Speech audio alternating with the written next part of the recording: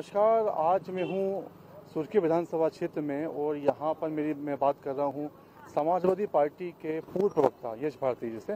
बहुत बहुत स्वागत है सर आपका। नमस्कार भैया। तो सर किस तरफ चुनाव प्रचार आप कर रहे हैं? लगातार मैं देख रहा हूँ आपको सुर्खी विधानसभा क्षेत्र में दमदार प्रत्याशियों से मुकाबला है आपका। एक तरफ कांग्रेस है जो पूर्व विधायक हैं और अभी वर्तमान में जो मंत्री हैं बीजेपी के भूमि सिंह राजपूत। आप अपनी पार्टी को, अपने प्रत्याशियों को किस तरफ देखते हैं?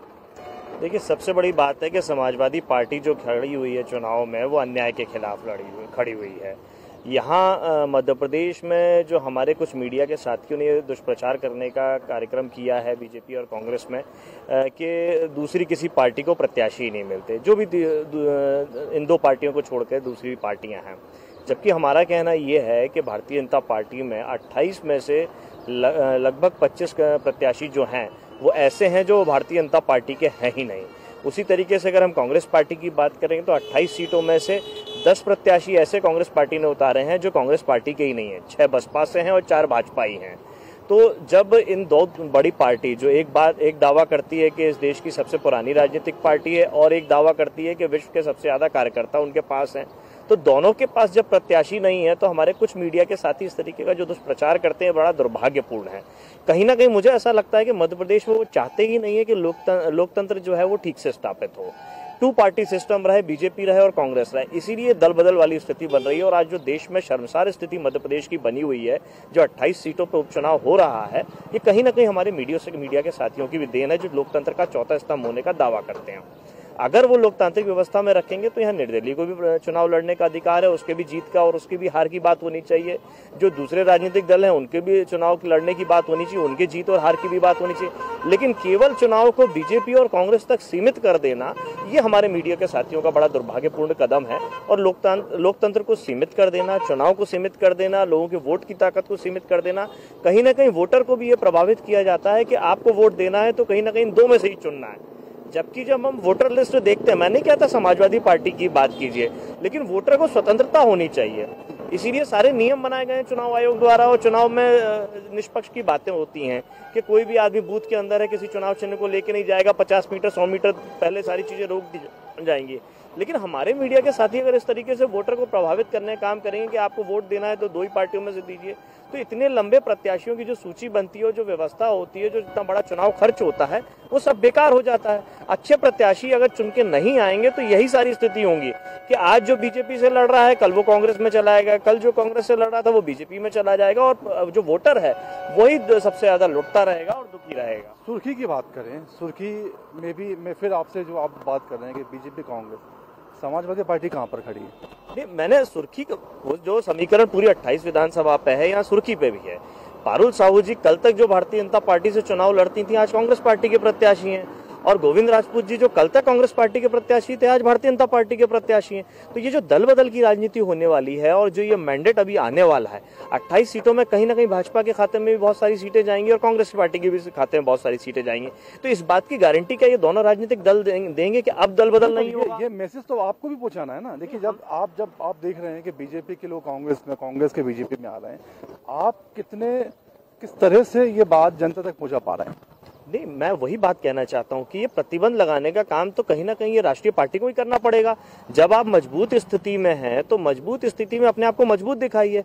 आप अपने आप को कमजोर दिखा करके बीजेपी वाले कांग्रेस के कैंडिडेट को, कांग्रेस वाले बीजेपी के कैंडिडेट्स को, तो ये लोकतंत्र को खतरा तो ये दोनों राष्ट्रीय पार्टी बन रही है। छोटे दल तो छोटी भूमिका में रहेंगे ना, बड़े दल को बड़े भूमिका में आना पड़ेगा।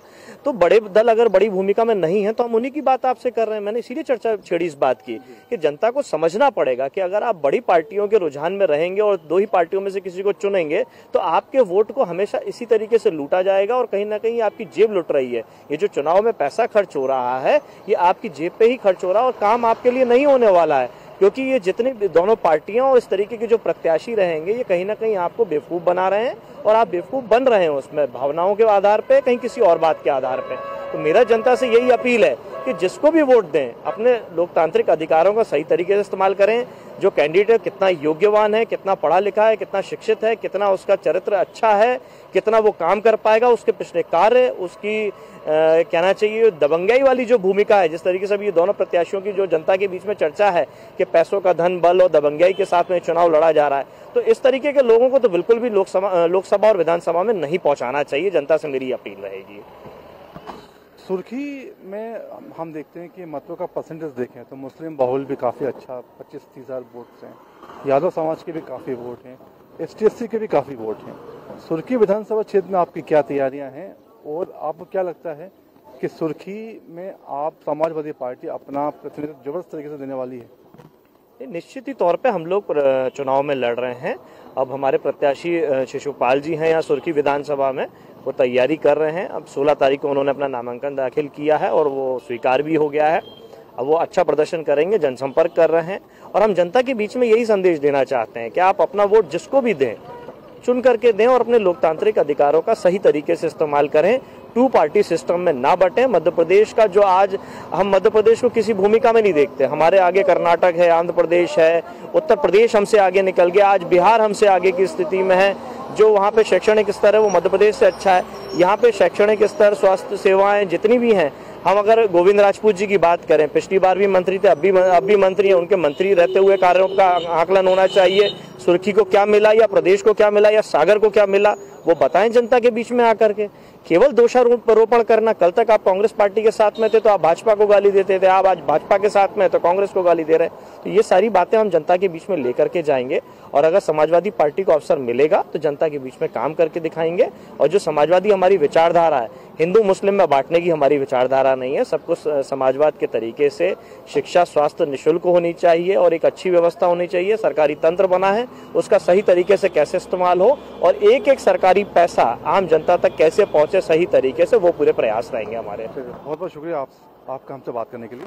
धन्यवाद। तो ये है, आपने देखा कि समाजवादी पार्टी भी मध्य प्रदेश में काफ़ी सक्रिय हो रही है और उनका कहना है कि बीजेपी और कांग्रेस में जिस तरह से दल बदल की राजनीति वहाँ पर देखी जा रही है, तो जनता को भी और मीडिया से भी आगे उन्होंने किया है कि ये इस तरह की जो भावना है कि 2 पार्टी, बड़ी पार्टियों को मौका न देके और अन्य पार्टियों को भी स्पेस दिया जाना बहुत जरूरी है। मैं अंशुमन खरे, बहुत बहुत शुक्रिया।